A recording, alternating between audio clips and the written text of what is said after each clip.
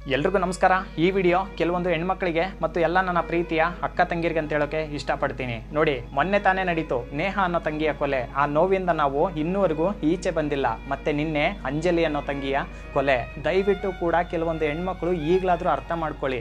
ಮನೇಲಿ ಯಾಕೆ ಹೇಳ್ತಾರೆ, ಯಾರ ಜೊತೆಗೂ ಕೂಡ ಅತಿಯಾದ ಸಲಿಗೆ ಒಳ್ಳೆಯದಲ್ಲ, ಅಲ್ಲೋಗ್ಬೇಡ ಇಲ್ಲೋಗ್ಬೇಡ, ಹೆಂಗ್ ಬೇಕಂಗೆ ವಾಟ್ಸಪ್ ಸ್ಟೇಟಸ್ಗಳನ್ನ ಹಾಕೊಂಡು DP-ಗಳನ್ನ ಹಾಕೊಂಡು ನಿನ್ನ ಜೀವನ ಹಾಳು ಮಾಡ್ಕೋಬೇಡ, ಅತಿಯಾಗಿ ಫೋನ್ ಕೂಡ ಬಳಕೆ ಮಾಡಬೇಡ ಅಂತ ಯಾಕೆ ಹೇಳ್ತಾರೆ ಅಂದರೆ ನಿಮ್ಮ ಒಳ್ಳೇದಕ್ಕೆ ಹೇಳ್ತಾರೆ. ಅವ್ರು ಹೇಳಿದ ತಕ್ಷಣ ಕೋಪ ಮಾಡ್ಕೊಳ್ಳೋದು, ಅವ್ರು ಹೇಳಿದ ತಕ್ಷಣ ನನ್ನ ಮೇಲೆ ಪ್ರೀತಿನೇ ಇಲ್ಲ ಅಂತ ಅಂದ್ಕೊಂಡ್ರೆ ಅವರು ಇವತ್ತವರು ನಾಳೆ ನೀವಾಗಿರಬೇಕಾಗತ್ತೆ.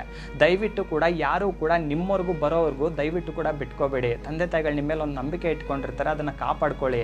ಈಗ ಹೋದ ಜೀವ ಬಂದ್ಬಿಡುತ್ತಾ ಹೇಳಿ? ನಿಮ್ಮ ಕಣ್ಮುಂದೆನೇ ನೋಡ್ತಾ ಇದ್ದೀರಲ್ವಾ, ಹೋದ ಜೀವ ಬಂದ್ಬಿಡುತ್ತಾ?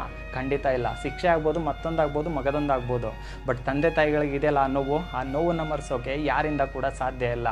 ದಯವಿಟ್ಟು ಕೂಡ ಇನ್ಮೇಲಾದರೂ ಕೂಡ ಕೆಲವೊಂದು ಹೆಣ್ಮಕ್ಳು ಬದಲಾಗಿ ಫಿಸಿಕಲಿ ನಿಮ್ಮನ್ನು ನೀವು ಕಾಪಾಡ್ಕೊಳ್ಳೋಷ್ಟಾದರೂ ಸ್ಟ್ರಾಂಗ್ ಆಗಿರಿ.